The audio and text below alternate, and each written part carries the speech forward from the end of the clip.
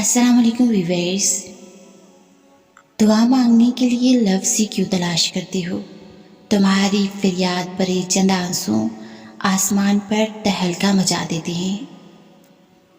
تم چاہتے ہو نا کہ ہمیشہ قائم رہنے والی کامیابی پا سکو، بس تم نماز کو اپنی اولین ترجیح بنا لو۔ جانتے ہو اللہ جل جلال کیا کر سکتا ہے؟ پلک جھپکنے سے پہلے ہر منظر بدل سکتا ہے۔ وہ دعائیں جنہیں تم ناممکن قرار دیتے ہو، انہیں وہ پل بھر میں قبول کر سکتا ہے۔ ہزاروں بار ٹوٹنے پر ہمارے دل کو بڑی خوبصورتی سے ہر بار جوڑ سکتا ہے، اور ایسا کیا ہے بھلا جو وہ نہیں کر سکتا؟ جو زمین و آسمان کو 6 دن میں تخلیق کر سکتا ہے، تم اس پر یقین رکھ کر مانگو تو صحیح۔ ہر غم کو خوشی میں وہ بدل سکتا ہے۔ جتنا تم کر سکتے ہو، جتنا تمہارے اختیار میں ہے، اتنا کرو۔ اللہ جل جلال سے مانگو، بے حساب مانگو، اور پھر بے فکر ہو جاؤ۔ وہ عطا کرتا ہے اپنے بندوں کو، کوئی کسر نہیں چھوڑتا ہے۔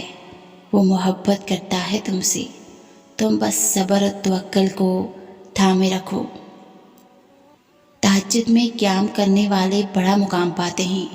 اللہ جل جلال کے ہاں وہ بڑے خاص ہو جاتے ہیں۔ خود سوچو کہ نیند چھوڑ کر جو اللہ کے در پر بیٹھ جاتے ہیں، یوں ہی تھوڑی نہ ہوتا ہے۔ رب سے محبت کی بدولت جاتے ہیں۔ وہ کیفیات ہی ناقابل بیان ہوتی ہیں جو تہجد کے وقت محسوس ہوں۔ پھر بار بار اسی سکون بھری لذت کو پانے وہ آخری شب جاگ جاتے ہیں۔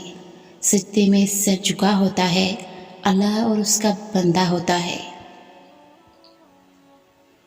پھر بار بار اسی سکون بھری لذت کو پانے وہ آخری شب جاگ جاتے ہیں۔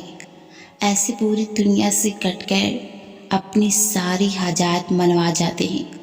رشک آتا ہے ان پر جنہیں اللہ جل جلال اپنے لیے چن لیتا ہے۔ دعا تہجد ادا کرنے کو گڑ گڑا کے مانگتے ہیں۔ فرش پر سر رکھے ان کی سسکیاں عرش تک گونجتی ہیں، اور دعاؤں کی قبولیت تو وہ پہلے آسمان ہی پا لیتے ہیں۔